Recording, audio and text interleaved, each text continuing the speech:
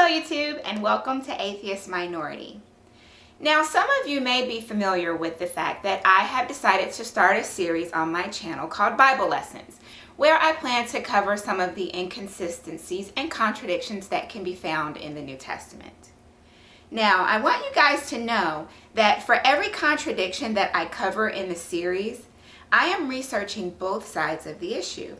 In particular, I pay attention to what apologists have to say for the contradictions that can be found in the Bible.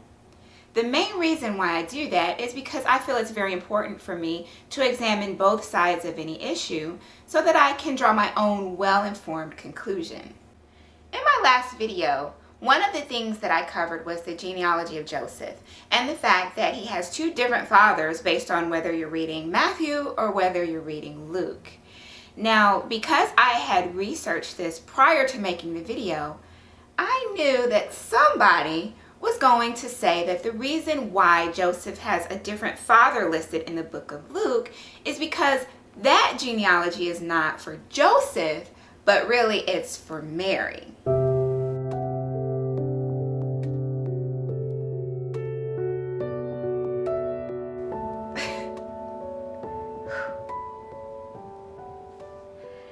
That's just one explanation of many potential theories as to why there is a discrepancy in the lineage of Joseph.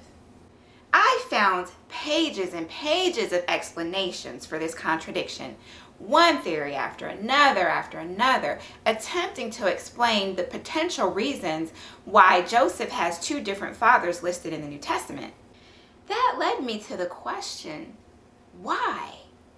Why is there so much explanation behind contradictions that arguably shouldn't even be there in the first place? I have 2 college degrees.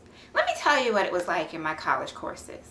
Let's take, for example, Biology 101, which came with a textbook, and that textbook had all of the information required for that course. It was complete. Everything that I needed to know to pass Biology 101 was included in that single textbook. Of course, it was possible to find outside sources to further explain any particular topic, but it wasn't necessary to understand the material for that course.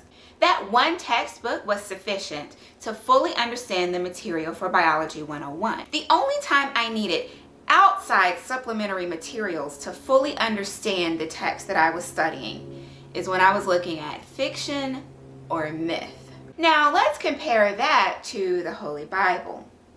If you attempt to treat the Bible like a textbook and just pick it up and begin reading it for complete understanding, a lot of questions come to mind because the Bible is simply illogical.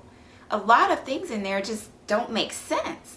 To truly understand the Bible, you need to be an expert in theology, understand the lexicon, study and know the root words from the original languages in which the texts were written, be familiar with ancient cultural references and norms, understand separate and external historic contexts.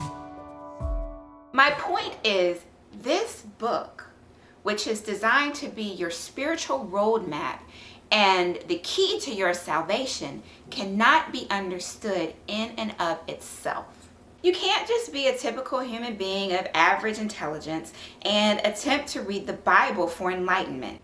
You need pages and pages of detailed explanations from various other sources, study guides, reference materials, and church leadership to be able to understand the Bible. Ironically, the Bible, which is the inspired word of God, cannot be fully understood without a ton of additional materials which were all created by man. And this is how God has chosen to reach us? The Bible is such an important book to the believer that it should contain absolutely nothing but clear-cut truth. And real truth is timeless. The entire Bible should be relevant to the human condition, whether you're reading it today or 2,000 years ago, no matter the time or the place.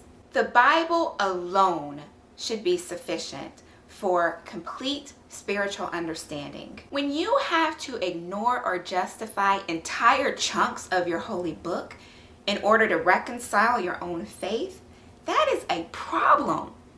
And if it isn't a problem for you, maybe you should ask yourself, why not? Thanks for watching. Peace.